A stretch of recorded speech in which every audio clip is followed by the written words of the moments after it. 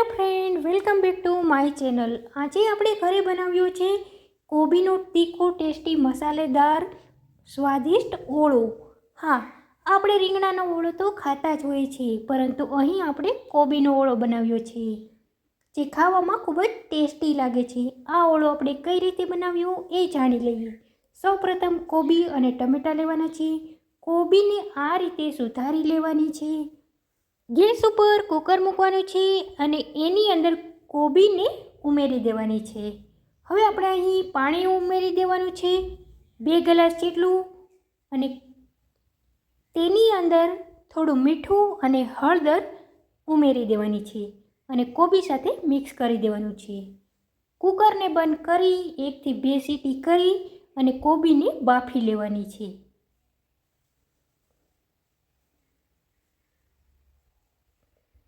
કોબી બફાઈ જાય ત્યારબાદ એને એક થાળીમાં કાઢી લેવાની છે અને ઠંડી થાય ત્યારબાદ ગ્લાસ વડે કોબીને આ રીતે દબાવી અને તેનો સાવ ભૂકો જેવું કરી દેવાનું છે।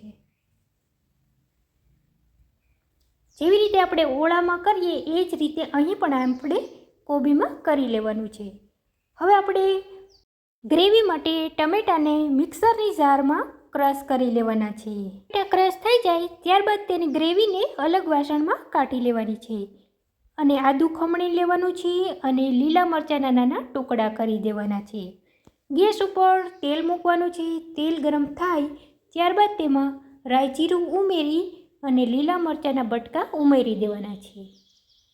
ત્યારબાદ ટમેટાની ગ્રેવી ઉમેરી દેવાની છે અને તેને હલાવી લેવાનું છે।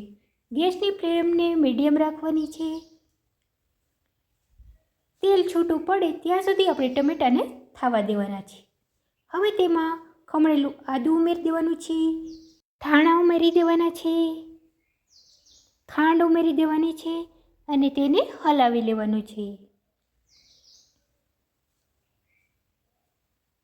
હવે તેમાં આપણે બીજો મસાલો કરવાનો છે, જેમાં આપણે હળદર પાવડર અને મીઠું થોડું થોડું એડ કરવાનું છે। એ સિવાય ધાણા જીરું, મરચું પાવડર ઉમેરી દેવાનું છે।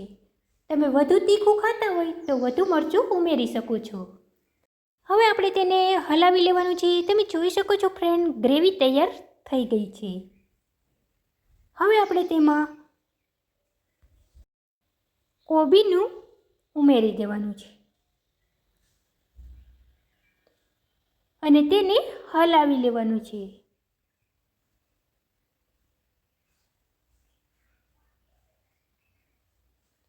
થોડી વાર માટે તેને થવા દેવાનું છે।